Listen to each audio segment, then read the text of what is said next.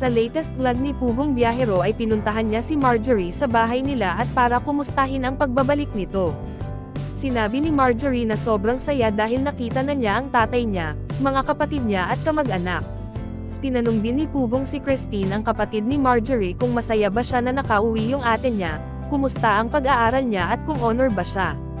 Sumagot naman si Kristen na sobrang saya niya na makita ulit ang ate niya at sinabi niyang hindi siya naging honor.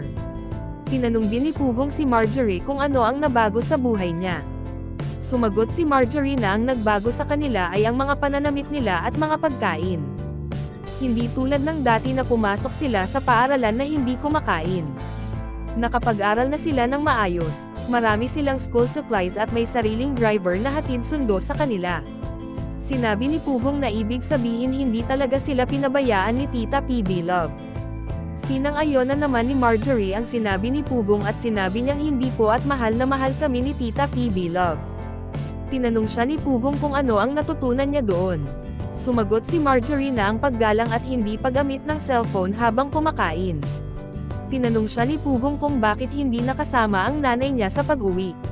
Sumagot si Marjorie na dahil may pasok pa sila, may online class pa sila at paukan na ulit nila sa June 15.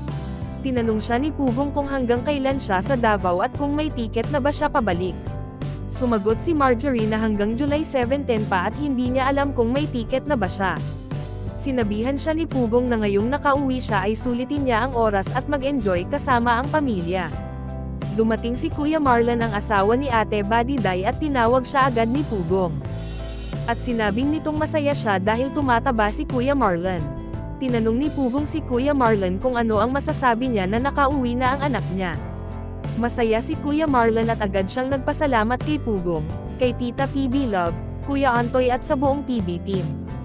Humingi ng pasensya si Pugong kay Kuya Marlon gawa ng hindi nakasama si Ate Badiday sa pag-uwi.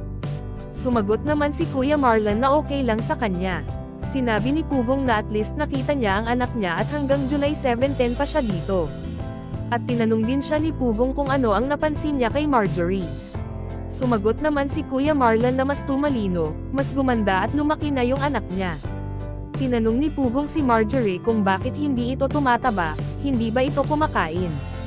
Sumagot si Marjorie na lagi naman siyang kumakain at hindi niya alam kung bakit hindi siya tumataba. Natanong ni Pugong kay Kristen kung anong grade na siya ngayong pasukan. Sumagot naman si Christine na grade 8 na po. Sinabi ni Pugong kay Kuya Marlon na kunti na lang at mabilis lang ang panahon. Kung hindi tayo sumugal sa mga magandang pagkakataon ay wala pa ring pagbabago. Kaunti na lang at matatapos na si Ate Badiday.